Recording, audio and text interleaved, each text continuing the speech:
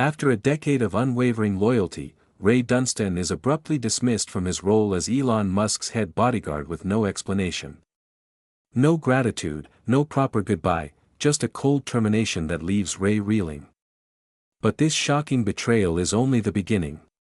As Ray struggles to rebuild his life, mysterious government agents begin tailing him, former colleagues whisper about a covert project called Phoenix, and Elon's odd behavior raises unsettling questions. What Ray discovers next will challenge everything he thought he knew about his former boss. For Elon Musk didn't fire Ray to get rid of him, he fired him to protect him from an impossible choice that could determine humanity's very fate.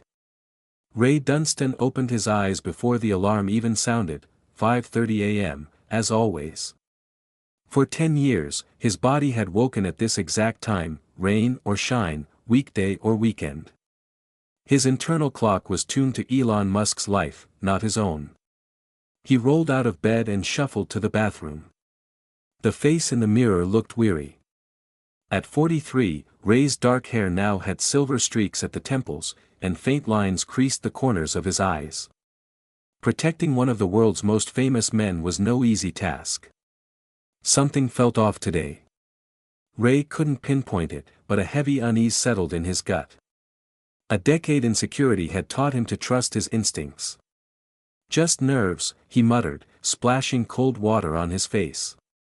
Ray's morning routine never varied: 20 minutes of exercise, a quick shower, breakfast, always protein, never sugar.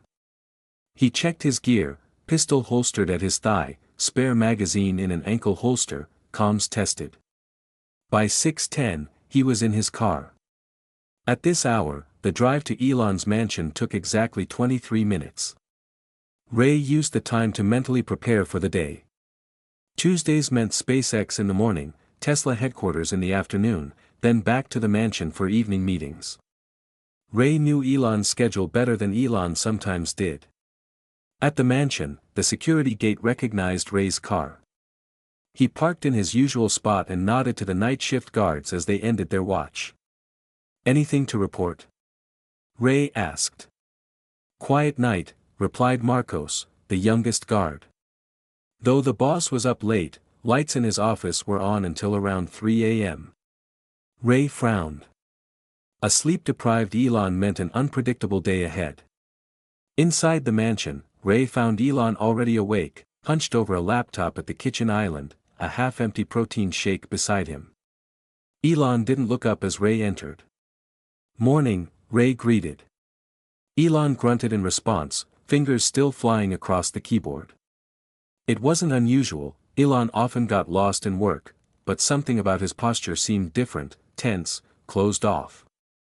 Ray conducted the morning security sweep of the house while Elon's personal assistant, Jenna, arrived to brief him on the day's schedule. "The NASA call's been moved to 8 a.m., she said. "The board needs those projections by noon. And you've got an interview at 2 p.m. Elon nodded, barely glancing up. Ray noticed he hadn't touched his shake in the last 10 minutes. At 7:30, they were in the car heading to SpaceX. Ray drove while Elon worked on his laptop in the back seat. An uncomfortable silence stretched between them. "Everything okay?" Ray asked, catching Elon's gaze in the rearview mirror. "Fine," Elon replied, his tone flat. He immediately looked back at his screen. At SpaceX, Ray trailed Elon through the building. A decade of practice had made Ray almost invisible, always close enough to protect, never so close as to intrude. As head of security, he had access to every room, every meeting. The morning passed in a blur of engineers, rocket designs, and budget discussions. Elon seemed distracted, checking his phone more often than usual. Twice, he asked Ray to step out of a meeting, something that rarely happened. After the NASA call, Elon disappeared into his private office with Vince Kaplan, the head of special projects. Ray waited outside, restless. Vince had always been cold toward Ray, as if they were competing for something. When they emerged 30 minutes later, Vince gave Ray a strange look, almost pitying. Lunch was eaten in the car on the way to Tesla. Elon took exactly 3 bites of his sandwich before setting it aside. Ray wanted to say something about the importance of eating, as he'd done countless times before, but the words stuck in his throat. At Tesla, Elon seemed more like himself, peppering engineers with questions and demanding better solutions. Ray stood at the back of the room, scanning for threats, external and internal. Over 10 years, he'd thwarted 3 assassination attempts, countless stalkers, and even a few corporate spies. More than that, he'd been there through company launches, rocket explosions, and personal turmoil, helping Elon manage panic attacks before big presentations, keeping reporters at bay during divorces and breakups. Ray knew Elon, his habits, fears, secrets. That's why the message that came at 3:10 p.m. hit Ray like a physical blow. My office, 3:30. No explanation, no context, just a command. In 10 years, Elon had never summoned Ray like this. Ray walked to the small office Elon kept at Tesla, knocked once, and entered. Elon sat at the desk, Vince standing beside him like a shadow. Close the door, Elon said, not looking up from the document he was reading. Ray did as instructed and waited. The silence stretched, 1 minute, then 2. Finally, Elon looked up, his face an unreadable mask. Ray, I'm letting you go. The words hung in the air, so simple yet so unthinkable. I don't understand, Ray said, his voice steady despite the shock. Your position is being terminated. Effective immediately, Elon continued, as if reciting a script. Vince will take over as head of security. Ray's gaze darted between the two men, searching for some explanation, some sign this was a mistake. 10 years was all Ray could manage to say. Something flickered in Elon's eyes, regret, perhaps fear, before they turned cold again. There's a generous severance package, Vince said, sliding a folder across the desk. 6 months' salary, medical coverage for a year. Ray didn't touch the folder. Why? Elon stood abruptly. We need to go in a different direction with security. Nothing personal. But it was personal. 10 years of 5:30 a.m. wake-ups, 10 years of putting Elon's life above his own, 10 years of loyalty. I deserve more, Ray said quietly. For a moment, Elon looked like he might say something real, something honest. Then Vince shifted beside him, and the moment passed. That's all, Ray, Elon said, already turning back to his computer. Security will escort you out. As if on cue, 2 guards appeared at the door, men who had worked under Ray for years. Confusion marked their faces as they waited to lead their former boss out. Ray stared at Elon for a long moment, committing to memory the face he'd protected for a decade. Then he turned and walked out, leaving the severance folder behind, no explanation, no thanks for 10 years of service, just gone, as if he'd meant nothing. Outside in the parking lot, Ray sat in his car, gripping the steering wheel. For the first time in 10 years, he had nowhere to go, no one to protect.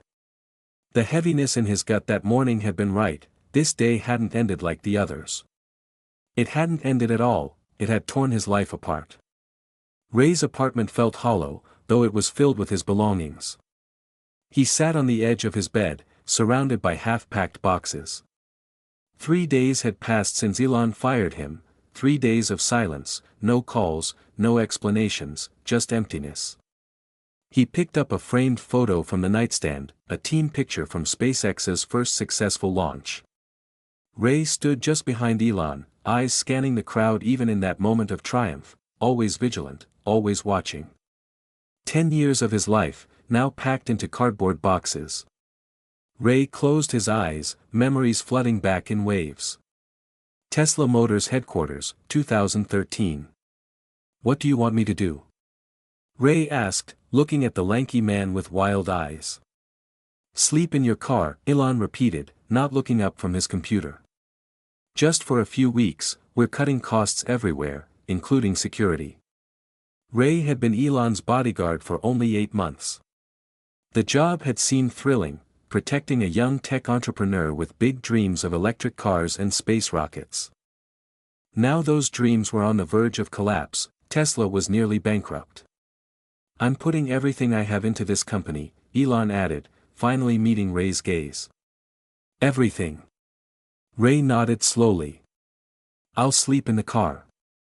He ended up sleeping in Tesla's parking lot for 6 weeks, washing up in the company bathroom each morning before Elon arrived, waiting each night until Elon left, often past midnight, before reclining his seat to sleep.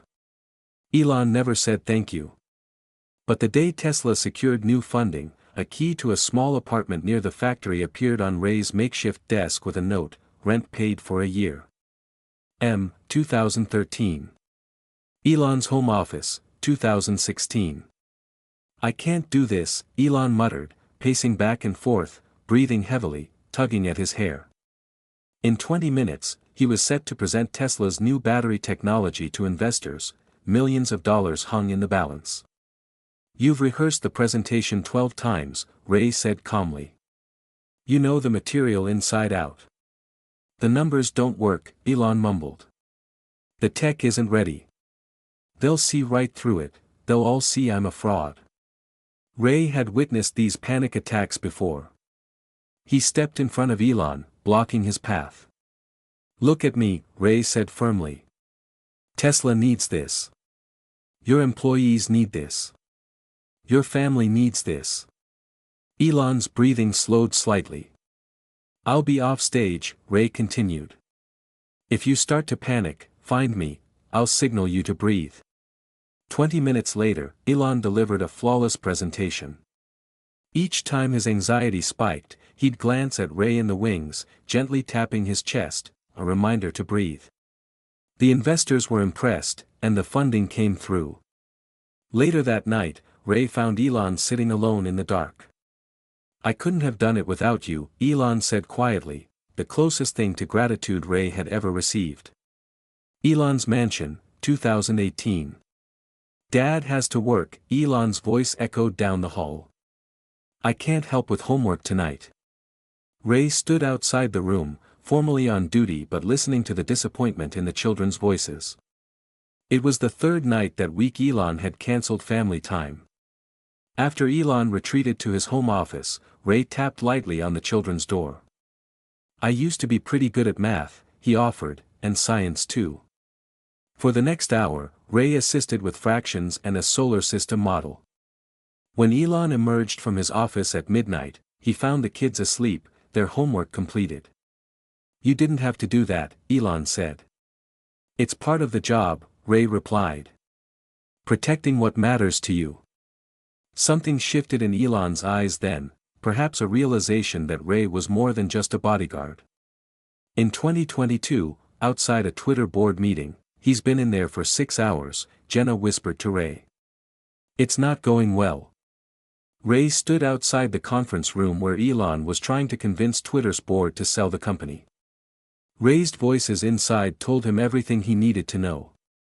When Elon finally emerged, his face was flushed with anger, his eyes immediately locking onto a swarm of reporters. Ray moved without hesitation, forming a human shield between Elon and the cameras. This way, Ray muttered, guiding Elon through a service corridor to a waiting car. Inside the vehicle, Elon slammed his fist against the seat. They think I'm bluffing. They think I won't fight for this. What do you need? Ray asked simply. Elon looked at him, startled, as if he'd forgotten Ray was there. Time. Space to think. Ray nodded, then directed the driver to a quiet coastal road he'd discovered years ago. For 2 hours, Elon walked an empty beach while Ray watched from a distance. When they returned to the city, Elon had a new strategy. 3 months later, the Twitter deal closed. In 2022, at a hospital waiting room, Ray sat alone in a hard plastic chair. Down the hall, Elon visited his father after emergency surgery, a visit no one knew about except Ray. The relationship between Elon and his father was complicated at best, toxic at worst. But when Ray quietly informed Elon of the elder Musk's hospitalization, Elon cleared his schedule immediately. No one can know I'm here, Elon instructed. No one. Ray arranged everything, a private hospital entrance. A cleared floor, and a confidentiality oath from the medical staff. For 3 hours, he stood guard while father and son spoke for the first time in years. When Elon emerged, his eyes were red. He didn't speak during the drive back to the airport, but as they boarded the private jet, he briefly squeezed Ray's shoulder, the most physical contact they'd ever shared. "Thanks," he said, "just once." Ray opened his eyes, back in his half-packed apartment. The memories felt like they belonged to someone else. 10 years of loyalty, dissolved in a 3-minute meeting. His phone rang, startling him. The screen showed Mira, his college-aged daughter. Ray took a deep breath before answering. "Hey, sweetheart." "Dad?" Myra's voice was hesitant. "Is it true? In the news, they say you were fired." Ray's stomach dropped. Of course, it would already be online. In Elon's world, nothing stayed private. "Who told you that?" he asked, trying to keep his tone even. "It's everywhere, Dad, TMZ, Business Insider. Twitter says you were escorted out of Tesla HQ. Some people are saying you threatened him or something." Ray closed his eyes. "That wasn't what happened." "Then what did happen?" Mira pressed. "You always protected him. You missed my high school graduation because he needed you for some rocket launch." The accusation stung because it was true. How many family events had he missed in 10 years? Birthdays, holidays, school functions, all sacrificed for Elon Musk. "I don't know what happened," Ray finally admitted. "He just decided he didn't need me anymore." The silence on the other end felt heavy. "Maybe it's for the best," Mira said softly. "Maybe now you'll have your own life." Ray glanced around his apartment, sparse furniture, minimal decorations. He'd never spent enough time here to make it feel like home. His real life had been lived in Elon's shadow. Who would he be without him? "Maybe," he echoed, not believing it himself. After hanging up, Ray walked to the window. 10 years of watching Elon Musk change the world, 10 years standing on the sidelines of history, 10 years of secrets and sacrifices, and now, nothing. The severance would last 6 months. Then what? At 43, was he starting over? The thought felt like a betrayal, even after being discarded so easily. Ray turned back to his half-packed boxes. His entire adult life fit into such a small space, impossible, sad. His phone buzzed with a news alert. His finger hovered over the screen, hesitating. For 10 years, every notification had been about Elon, company stocks, rocket launches, controversial tweets. Old habits die hard. He tapped. Elon Musk announces Project Phoenix, a new era begins. A chill ran through Ray's body as he stared at the headline. Project Phoenix, he'd never heard of it. After 10 years of knowing every detail of Elon's business, this was something new, something that started the day Ray was fired. It couldn't be a coincidence. Ray stared at his phone until the screen went dark. Project Phoenix, the name sent shivers down his spine. He opened the article and skimmed it. The announcement was vague, typical Elon, promising a revolutionary new direction, technology that would forever alter human potential, but no specifics, just grand claims and a striking codename. The kind of announcement that could send Tesla's stock soaring without revealing anything concrete. But one detail caught Ray's eye: the press conference was led by Vince Kaplan, introduced as the head of Special Operations Security, not just Ray's replacement, but with a fancier title and, apparently, an expanded role. Ray tossed the phone onto the bed. Whatever Project Phoenix was, it wasn't his problem anymore. 3 days later, the first call came. "Ray, it's Dominic." Dominic Rodriguez had been Ray's second-in-command on Tesla's security team for 5 years, a good man, loyal. "Dom, how are you?" Ray tried to sound casual, like they were just catching up. "Weird, man." "Really weird," Dominic said, his voice low, as if afraid of being overheard. "This new guy, Kaplan, he's replaced half the security team, brought in his own people, military types. Ray frowned. His prerogative. New boss, new team. That's not all, Dominic continued. Dominic went on. They've sealed off the east wing of the factory, no regular security allowed, just Kaplan's people. And Elon's schedule, he doesn't seem to sleep at all. A familiar worry gnawed at Ray. Elon had gone through phases like this before, working himself to exhaustion, pushing beyond human limits. Ray had always been there to ensure he ate, to quietly suggest rest. Why are you telling me this? Ray asked, though he already knew. Because something's wrong, Dominic replied. And because you care about him, we all know that.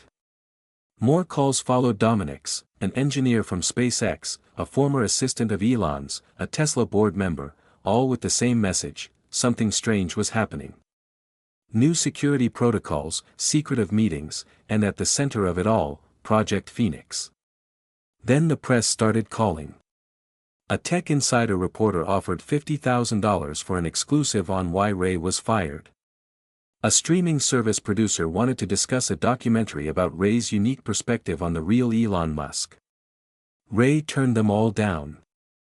Despite everything, he wouldn't betray 10 years of trust. By the end of the week, Ray stopped answering calls altogether, focusing instead on practical matters, updating his resume, reaching out to contacts about potential jobs. A Saudi prince needed a security consultant. A Singapore tech CEO required someone experienced with high-profile figures. But Ray's heart wasn't in it. After protecting a man who was literally trying to alter the course of human history, any job description felt hollow. On Sunday morning, Ray went for a run, hoping to clear his mind.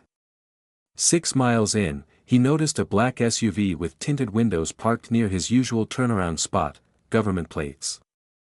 As he jogged past, he saw men in suits inside, watching him.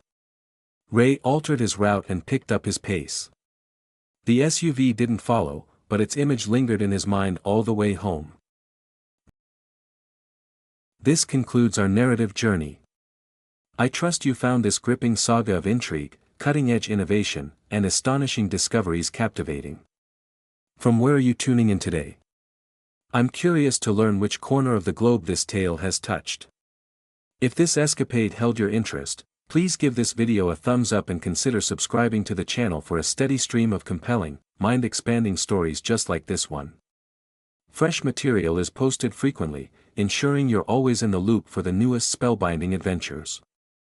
Be sure to pass this video along to your loved ones and friends. It's a great way to share positivity and insight while expanding our circle of story enthusiasts. Your encouragement is invaluable. Thank you for joining me, and I look forward to welcoming you back for the next tale.